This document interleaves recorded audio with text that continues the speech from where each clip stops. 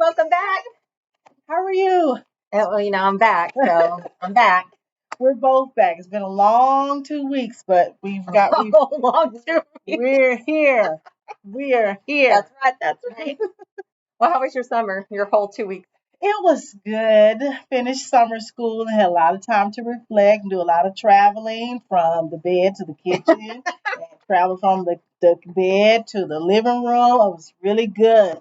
That was the best Best vacation. vacation ever. So I love this. I got that time in. Very good. I heard lots of good things about summer school and how well organized you ran, even with all the chaos of, how it comes in. So great job. Excellent. And we had a good staff here this summer too, so it really worked out well. So I'm glad it did. Which shows your leadership because you hired all those people, right? Yes. Well, when we met last time, we were talking about you continuing the work with SPED. Mhm. And we talked about, though, how to really refine it to make sure that you still follow through it from day one Mhm. to the end. And that way we make a lot of growth this year. Right. So I asked you to bring some artifacts to show us like really how we're going to kick that off to make sure that we're on target right when we start. So talk to me. What'd you bring in today? My lovely calendar. So I think this is going to be my go-to, my Bible, if you want to say, where I just adhere to it every single week so that I hold myself accountable for what I need to do and also make sure that I bring this with me to our meetings that we have so we can make sure we know what's coming up. And so I did was able to sit down and calendar out a couple of things to Okay. share with you. One of the things is we did work together for summer school, the level lead and I. Mhm. So we did give a opportunities to kind of talk about some things that went well, what things we want to revamp for the next school year. And so we have a leadership retreat coming up on the 28th. And so Yes. one of the things that we thought about was looking at what those roles and responsibilities will look like for her in the coming up year, as well as how her and I will partner together to kind of share the load of this SPED project so we can make sure that she owns the work of what we're doing to grow our SPED students this year. So we kind of discussed a little bit details of what that partnership would look like, what she will be responsible for, what things will I be responsible for, and how I can help support and facilitate with her and not do the work all by myself. How receptive do you feel like she was to it? She was a lot more receptive to it because, like I said, at the part of the school year where we started, it was a lot of pushback just because it was so much mid-year that it was something that we should have started off the year with, especially when it comes to data, because there's a lot of understandings that she does not have when it comes to analyzing the data and figuring out what action steps need to happen as a result of that. And so that was her biggest hindrance was looking at the data. It was overwhelming for her. So I feel like going into our second year, she was a lot more receptive because it's a lot of repeat. It's the same kids over and over. But the screening data will look a little bit different. And so we're going to talk a little bit more about what that's going to look like.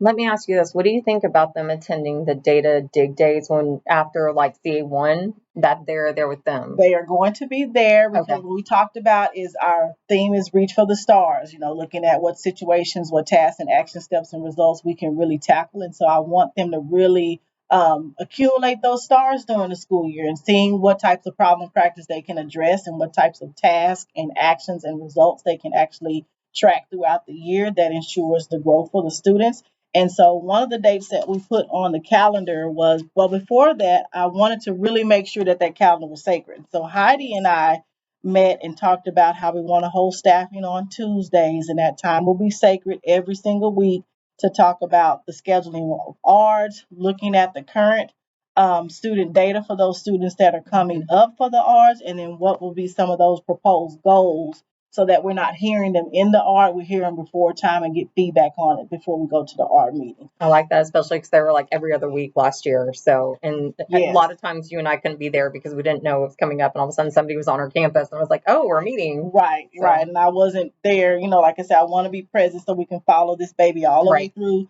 to the end. And so we did get that on the calendar to where we know it's Tuesdays at 12 o'clock. There's nothing else that's supposed to be scheduled during that time so we can make sure that we're getting weekly updates about what's coming up in SPED. And so we've also talked about our first PLC. We'll call those STAR Discovery Days, where we'll do that data digging and talk about last year's screening data when it regards to some of our SPED students and where they scored at the end of last year with the screening data. And so what type of goals are they going to set for the students coming into the new school based off of last year's screening data? Talk to me. Why did you pick the 30th?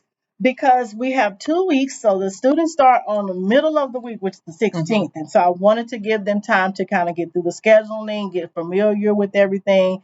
And that way we really have time to get acclimated with the new schedule and then dig into the data and where we need to move forward with supporting our teachers with our SPED students and their goals. Okay. And then this will also be our first school-wide PLC day where they have time to get that data together and they have time to look at it before they come to PLC. Okay. So that's what I have on the calendar. So that will be part 1 with last year's screening data, because the first screener of the year starts on August the 20th, that last week, which is the 28th. Yes. And so it gives us another week or so to actually finish out the screening data. So the STAR Discovery Day Part 2 with our SPED team during PLC with the data dig will be on September the 6th. Okay. Where we can actually look at the BOY screening data and where our SPED students fail on that, and then move into some action steps and actually meet with the gen ed teachers during those data dig days to figure out how can they support them. I like that. And especially for our students that we don't have to do early yards on, I think that would really help us decide what kind of goal that they need to move into. So good work. I think this is a really good start. How are you feeling about it?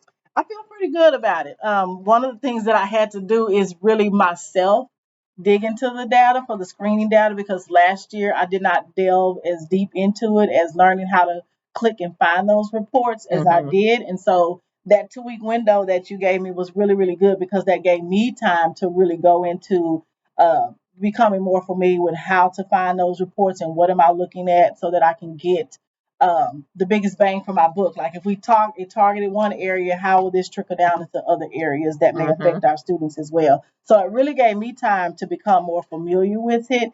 And then as well as with me knowing how to do it, how to show the teachers how to do it and how to find those reports, because they didn't have that knowledge like myself as well. So it gave me time to teach the SPED teachers how to go into there and give them time to become familiar with it before PLC. Yeah, that's one thing I discovered even with gen ed last year is they didn't know which report to really look at to get the best bang for their buck. And everybody's perspective was very different based on which report they wanted to use. Okay, so I would say for our next meeting, I would like to talk about something here. I want you to think about what's an artifact or evidence that the teachers can bring as like a pre-work to these meetings. I think having the agenda already prepared and what students are coming up for the following week, and then the proposed goals are going to be the main two, because that's going to really take up a lot of the time if they don't have it ready. And so I think that's going to be the biggest two, is having that agenda ready, having that student's current data ready, and they need to have already talked with the teacher, the gen ed teacher. There you go. To know where they are, how they've been performing in the classroom, so that they know what goals to propose and how to actually write that goal that's targeted towards their deficit areas. Let me ask you this. What is your evidence, that artifact going to look like that they're going to bring to you that you know it was a collaborative conversation and not here, their art's coming up. Can you fill this out and then give it back to me? What do you think? Well, I think maybe some type of teacher check-in agenda where, they sign who was in attendance, going back through it. And so also bringing, like we have the red folders where they have their student work samples in. And so they can meet with the teacher and get those artifacts or those student work samples with them, so that they can bring that to the meeting to show that they've met with the teacher. Here are the work samples. Here's the data. Here's what the teacher and I discussed. And so they would have that section where they have the teacher input that goes into the art paperwork. They will already have that information with them. I like the idea of the work samples. That way we have a portfolio that we're building of them. Which is one of the things we started last year. It worked out well as far as having a more clear, concise system for 504 and SPED of how to collect those work samples to show how they're using those accommodations in class, and it documents what accommodations were used on those particular assignments. And I would say there are some teachers who do it with fidelity, but I would say some teachers we still have some work on. Absolutely. So think about what system or what you're going to have to do in order to make sure that they are doing it with fidelity. So that way the SPED teachers are ready for when they come to this, that they're not.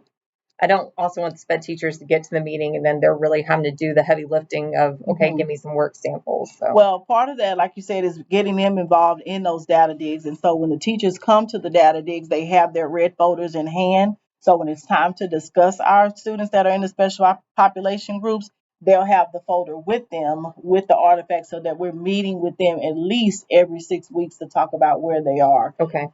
For each 6 weeks, as far as the grading, how the accommodations are being used, so that we have like a 6-week checkpoint from that, if not more often. Well, I would like to come in and observe how you're going to run one of the staffings as well as the PLC. When would you be comfortable with me coming in to do that?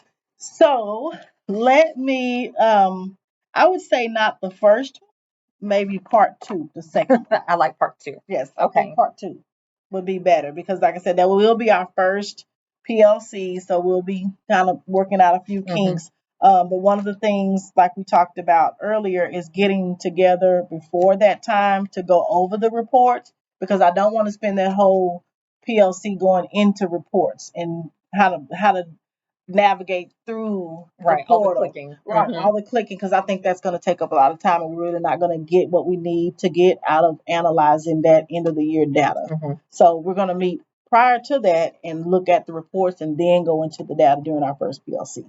So when I come in and observe you, is there anything you want me to particularly look for to give you feedback on?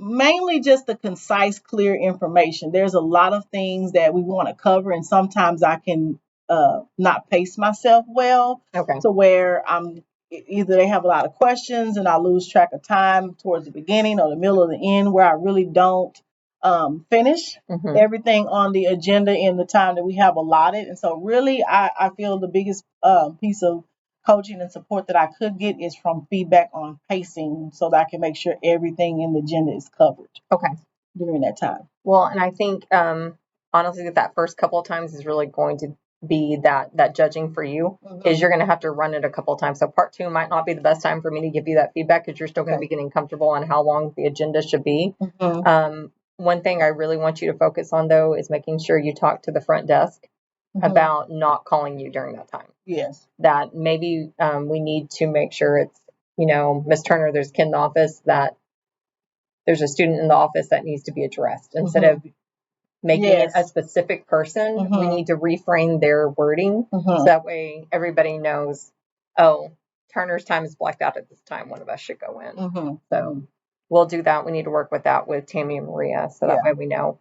But I think it's a really good start. I would really like to follow up on feedback after here, just to see what the artifacts look like.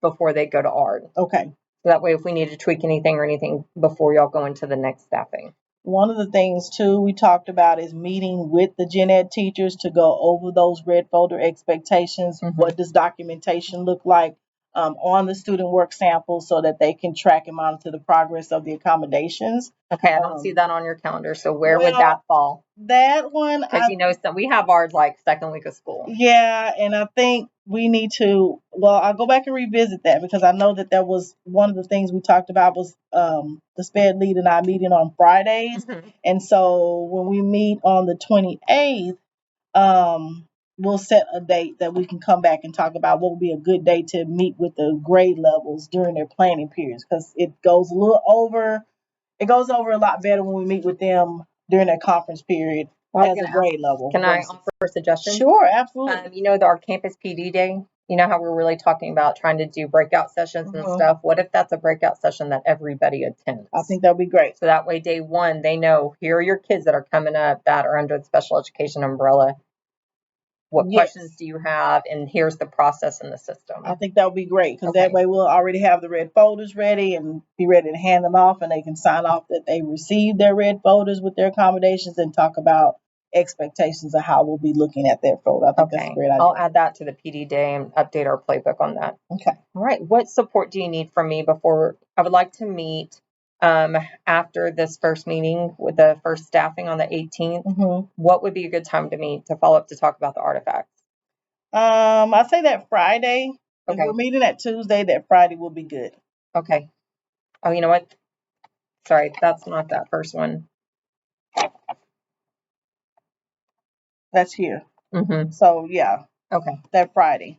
Yeah, that sounds good. We'll meet then, and then that way we can see if we need to tweak anything regarding what the SPED teachers are bringing to that meeting, to that staffing, to talk about those kids and make sure that it is a collaborative conversation between the gen ed and the SPED. So I think you did a great job, and I think it's a great start. Okay. All right. Let me know if you need anything, okay? Absolutely. You know I will. And you know I'll give more than my 2 cents if I have to. That's all right. We spend the 2 cents wisely around here. Make it $1. That's it. All right. I'll see you next Monday. Yep. No, you come back Wednesday. Right? Come back Wednesday. I'll see you then. All right. Thank you.